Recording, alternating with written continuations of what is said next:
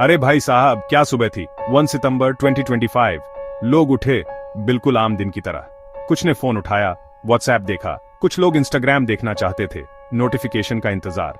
पर छोटी सी वाईफाई की निशानी गायब थी।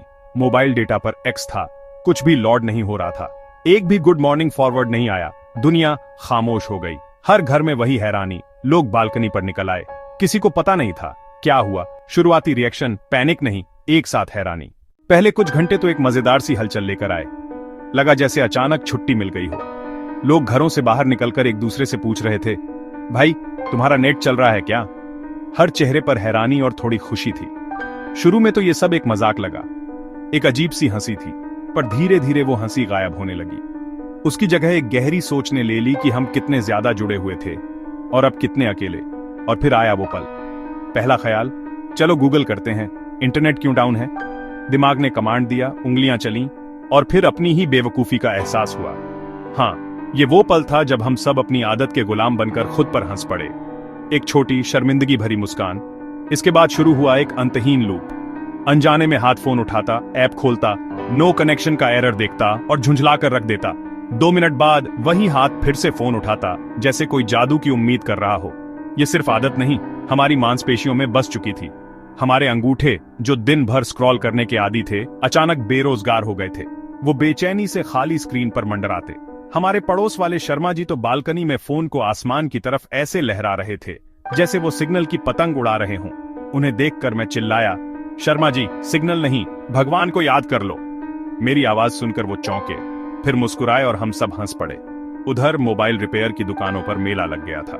लंबी कतारें, लोग घबराए हुए थे कि उनका फोन खराब हो गया है, और हर दुकानदार का एक ही जवाब था, एक थकी हुई मुस्कान के साथ, साहब फोन ठीक है, देखिए हमारा खुद का भी नहीं चल रहा। जो चीज सुबह एक मजाक थी, शाम तक डरावनी लगने लगी थी। हमें समझ आ रहा था कि यह सिर्फ रील्स और मैसेज की बात नहीं, हमारी पूरी दुनिया थम गई थी।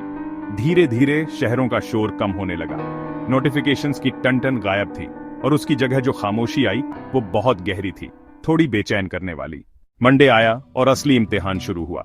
काम क्लाउड पर और क्लाउड खाली। आईटी वाले जो हीरो होते थे सबसे बेअसर निकले।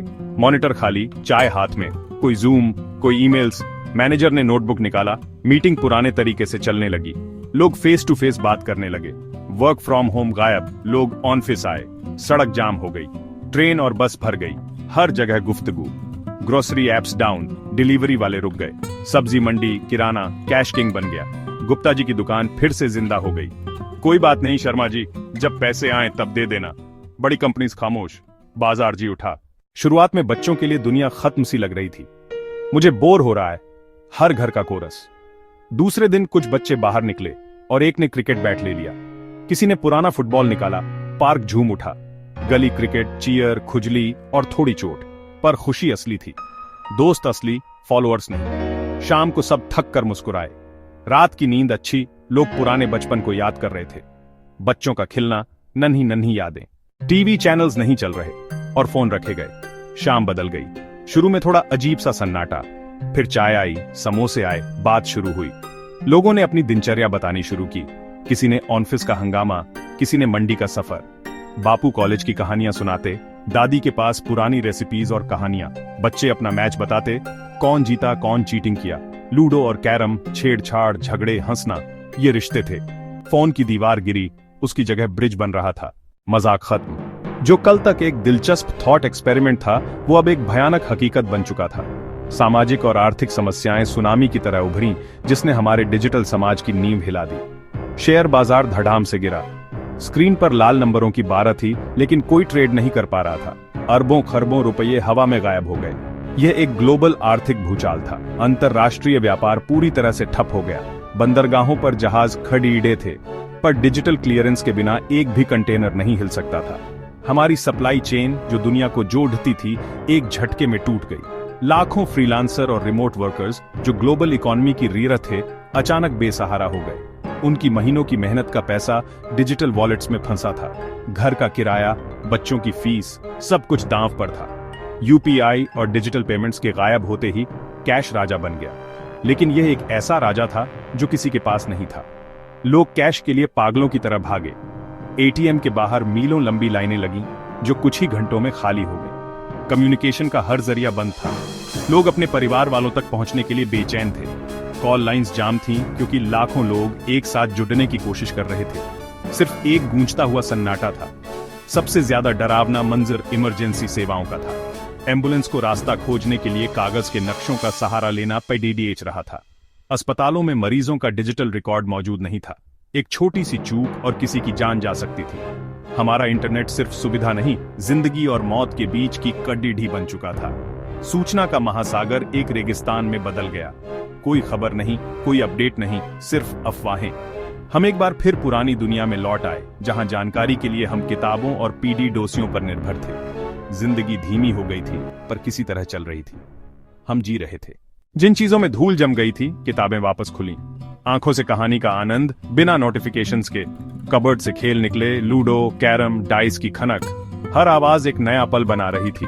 बालकनी क्लब्स फिर से चालू, चाय और बातें। और शर्मा जी, क्या हालचाल? सब ठीक गुप्ता जी। किताबें और हॉबीज। किसी ने गिटार उठाया, किसी ने पेंट खोला।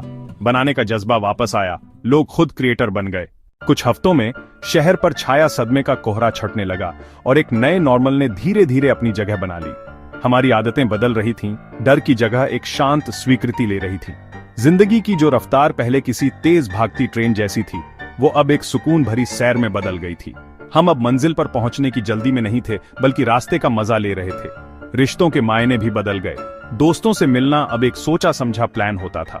अगर रतिक से मिलना है तो पहले से शेड्यूल करना पड़ता, जिससे हर मुलाकात कीमती लगती थी। लेकिन वहीं पड़ोसियों के साथ एक नया रिश्ता बन रहा था। अब हम दरवाजों पर दस्तक देते थे और जवाब में गर्मजोशी और अपनेपन का एहसास मिलता था। डिजिटल दीवारें गिरीं तो दिलों के दरवाजे खुल गए। हमारे कानों ने भी एक नई दुनिया सुनी। फोन की नोटिफिकेशन बीप की जगह अब पक्षियों की चहचहाहट हमारा सवेरा करती थी। हवा की सरसराहट, बारिश की बूंदें, ये वो आवाजें थीं जिन्हें शहर के शोर ने कहीं दबा दिया था। हमारी आंखें भी अब स्क्रीन से उठकर आसपास देखने लगी थीं और शहर के वो रंग और टेक्सचर देखे जो हमेशा हमारी नजरों से छूट जाते थे। इस बदलाव का असर हमारे जिस्म पर भी दिखने लगा। टेक नेक की शिकायत दूर हुई, हमारी गर्दनें सीधी हो गईं। रात की नींद ज्यादा गहरी और सुकून भरी थी। चेहरे पर जो तनाव हमेशा रहता था, वो धीरे धीरे पिघल रहा था। सड़कें भी अब शांत थीं। डिलीवरी वाली गाड़ियों का शोर कम हुआ, उनकी जगह साइकिल की घंटियों और लोगों की बातों की हल्की आवाजें गूंजने लगीं। हम पुराने भरोसेमंद तरीकों पर लौट आए। कम्युनिटी नोटिस बोर्ड फिर से जानकारी का केंद्र बन गए। जिंदगी अपनी सबसे बुनियादी चीजों पर लौट आई थी। अच्छा खाना, सिर पर छत, परिवार और समाज का सहारा। हमारी दुनिया सिमट गई थी, पर जिंदगी ज्यादा भरपूर लग रही थी। हम खुश थे, एक शांत, संतुष्ट खुशी। हम थोड़े हल्के और बहुत ज्यादा इंसानी हो गए थे। सवाल, अगर इंटरनेट वापस आ गया, क्या हम फोन फेंक देंगे और लूडो खेलना शुरू कर देंगे? प्रैक्टिकल शायद नहीं, पर सीख होगी। इंटरनेट एक ताकतवर सेवा है, काम, पढ़ाई, दूरियों को जोड़ने के लिए जरूरी। सीखेंगे बैलेंस, टेक्नोलॉजी हमारा सर्वेंट, हम उसके मास्टर। टेबल पर फोन नीचे और बात ऊपर। हम वापस असली बातें करेंगे। पार्क में खेलो, किताब पढ़ो, चेहरे दोबारा देखो, ना कि स्क्रीन्स। उठो, देखो सामने वाले को, स्पीच, आंखों में कहानी, छोटी चीजों में खुशी। इंटरनेट अच्छा नौकर, पर इंसान सबसे बड़ा रिश्ता। धन्यवाद, मुस्कुराते रहो।